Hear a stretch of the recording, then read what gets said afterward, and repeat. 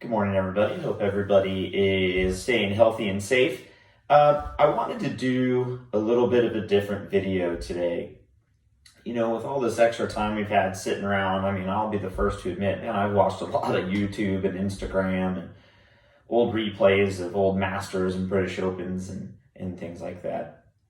And, I was just, texting with a lot of players, and I decided I'd text a few of my tour pros and elite players and kind of get some feedback on some things outside of technique we could do. I think that, unfortunately, a lot of people perceive that improvement is always about having this perfect looking swing. And I'll certainly put myself in that boat at times, even now, but definitely during my playing career when I was playing, I always thought, I'm not making it. My swing's not good enough. I'll change something small, my wrist conditions or my legs or playing, or I'll go see a new coach.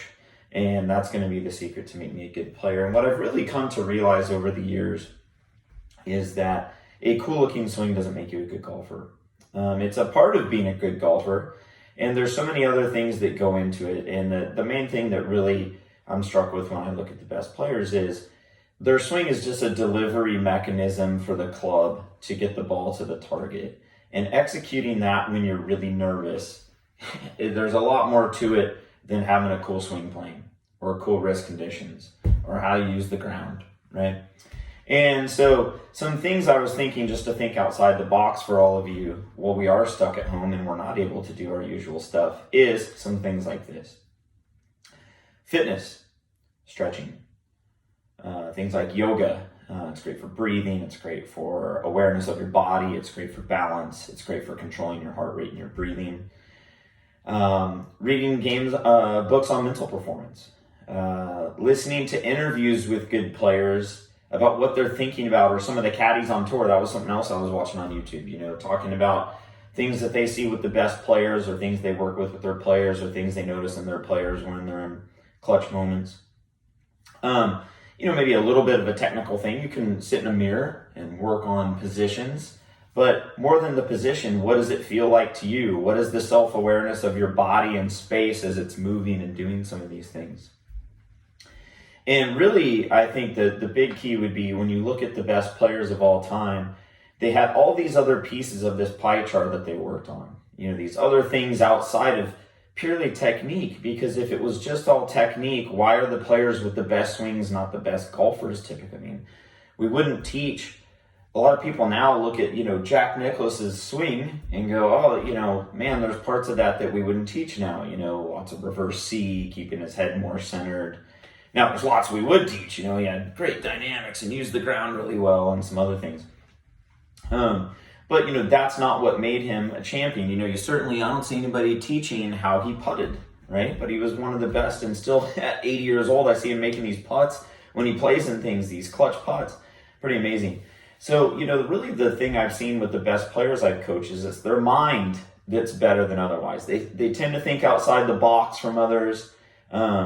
Even coaching them, they tend to become very independent over time, where, I get where my best players, I don't really teach them anything anymore. I'm more there as a sounding board. I'm more there for them to kind of bounce ideas off of. We go play golf and talk about things they experience in tournaments.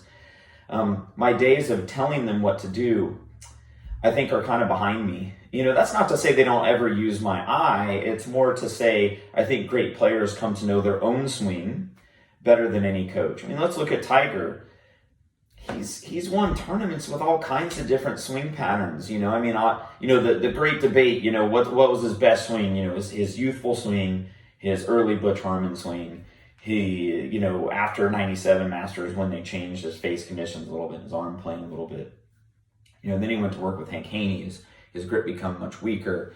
His arm playing becomes more round, and he had the club more in a laid off position on the way through. He had more, I would say more maybe of a trail arm release, where when he was younger, I think he had more of a rotational or body release. He won doing all of those. People go, he wasn't as good a driver when he worked with Hank Haney, and but he might have been a better iron player. The bottom line is the guy is not a champion based on his swing. He's one with a lot of patterns. So, as we're home, think outside the box. Try to do some different things. Sit there and start to understand the tool that you're holding on to and how it feels to you and how your body moves most efficiently. Not maybe something that someone would tell you from a biomechanics research project or whatever perfect mechanics might be, because we all have different strengths and flexibilities. Really invest in yourself as a golfer and as an individual and what's going on in your mind. I think that's really the key to becoming great, not just having a cool swing. I think any teacher can give you a cool looking swing. I don't think that's that hard of a skill if someone pays attention. But I think someone who really invests in themselves beyond just their swing and really invests in what's going on in their brain when they're performing, I really think that's the key to unlocking your greatest potential. So while you're at home, work on some of those things, keep an open mind, and please think outside the box. Don't be afraid to be a little bit different and find your own best way. And as teachers, we're all just here to help you guys do that. I hope that helps.